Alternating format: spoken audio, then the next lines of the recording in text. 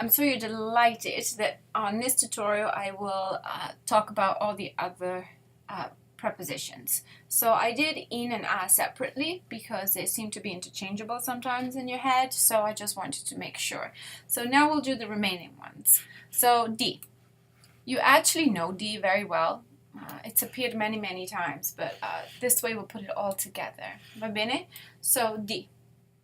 Di means material, so il libro è di carta. No article in front of the material. È di carta, il tavolo è di legno. This is not working very well. So il libro, so here we have ownership. Il libro del professore è nuovo, per esempio. So it belongs to someone.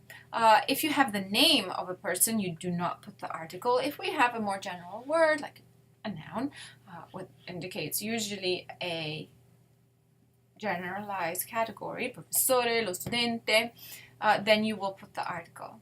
Va bene? This is a concept that you learned very early on. So where are you from? Di dove sei? Sono di Winchester. You'll say. I'll say, io sono di Venezia. So I'm not telling you I just came from Venice 2 days ago. I am telling you that Venice is where I was born. This is my home. That's what I feel that my origin is. Va bene? So when I use that di, it's a very specific use. So I think for the same logic, when you say to exit from any place, it's da. Io esco da scuola, io esco dal teatro, but only for the word home, because it is your origin, it's di. Usciamo di casa. So you want to remember that. And we already talked about this when we talked about uscire. We talked about this when we learned question words in so di dove sei in Italian 1. Go. This is the most forgotten use of di, which is some. So io mangio delle mele. I eat some apples. And this one, as you have already noticed, does have the article. Or I might eat some cake. In that case, you have one cake and then you eat some of it. So it'll be singular. Io mangio della torta. Okay? Also, just a reminder, prima di, before, once di, dopo di, once di. Va bene? Okay. One more. When you're making comparisons, this is part of our comparisons unit, and you will be able to choose between di and che. It has to be an educated decision, but remember that di is also as part of a comparison. Then I have you have some expressions that you've learned in Italian at the middle school, or in Italian 1 at the high school. Avere paura di, to be afraid of. Avere voglia di, to be in the mood for. Avere male di, to have a pain somewhere. E avere bisogno di, to need. Like, you need something. The other one is da. Da. Preposition da. Maybe I should put it in a different order. The main meaning of da is actually from. Okay, general from. Oh, the train is coming from Milan. Let's say it's its origin. We're just saying it's from. General. Va bene? And so if it's the name, will be no article, of course. We also use it with a name or a title when we mean by somebody's place. Quindi io vado da Luigi. Right? Because you have somebody's name here, you will not use the article. Va bene? I don't know what this is supposed to be. Okay.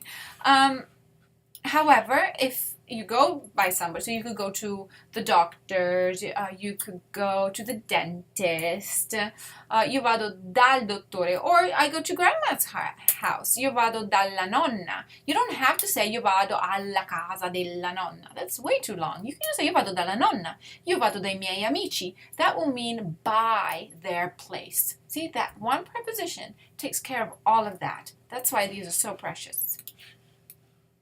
Then, this is new. We do this in Italian 4 and 5.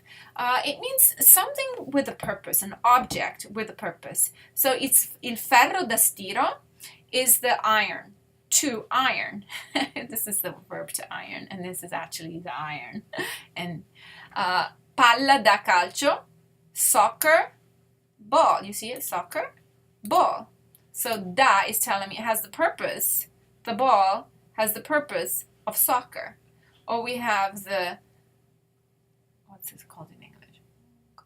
The Gulf. Oh, I can't think of the word. I can't think of the word in English. Anyway, the golf, the stick club, the golf club. So it's the club for basically with the purpose of being used for golf. Then we have the racket that's used for tennis. You guys say tennis racket, which is super efficient, but we have this way of doing it. Le scarpe da ginnastica. So these are sneakers, gym shoes. And il cane da caccia is the dog for hunting, so the hunting dog. Va bene? And notice that there's no infinitive. So if you use a purpose as, I bought this, I read this book to study. Study is a verb, so you use per studiare. Okay, so that will be the next. But this one, you have the noun afterwards. And most of the time, these are idiomatic. So I'm only asking you to learn these, this small set, and then learn them for recognition if you ever see it in a reading or hear it. This is a common use. This is where it means from, but it has not anything to do with location, but really with time. Siamo a scuola dalle 7:45 alle 2:15. Per. The main meaning of per is for. Okay, so we have a purpose or someone who benefits from something. So il fiore è per Maria. The flower is for Maria. O io vado a scuola per imparare. I go to school in order to learn. To learn. This is the verb. Va bene? So this is my purpose. Then we have duration of time. So we talked for 2 hours, just like English. This one matches quite a bit. Okay, per 2 ore. Or, we like to go on and on. Per ore ed ore, for hours and hours. It's like we say never ever, mai e poi mai. Just like to repeat. A little dramatic. Then, as a destination, the train for Boston, the train for Milan. So with the destination being Milan, il treno per Milano parte adesso. This is the way you do something. So I sent this by mail. Lo abbiamo spedito per posta. Okay. But if you are a person and you go on a train and that's how you get someplace, that just means a transportation. Means a transportation once in. Okay, then we have with the place of location, you say cammina per il parco. It means in and around. Kind of fun. Cammina per il parco walks around the park. You don't have a destination. You just stroll out and about. Va bene? And cause. It could be a cause. And I think you do have the same. I'm not going because of the snow. Because. And you see because is perché, so they're connected. If you wanted to use perché, you actually would have to give me a whole other sentence. So I'm not going because, and then you need a sentence because there is too much snow. So if you want to bypass that, you can just say non vado cause the snow, basically. Non vado per la neve. Non vado per la neve. Okay. Last page. Con. Boom. Just like English. Con, with, company. Il bambino è con il suo cane. You can use con also as an instrument. So I cut with the knife. That's it. Just like English. No big deal. And su is on. So il vaso è sul tavolo with an article. Tra and fra. Watch here because I added something and it's not on all the notes. Allora, siamo felici tra amici. So the meaning of tra and fra is the same. It's just whichever pronunciation you like. It's either tra or fra. Okay? In English, you make the distinction between among and between.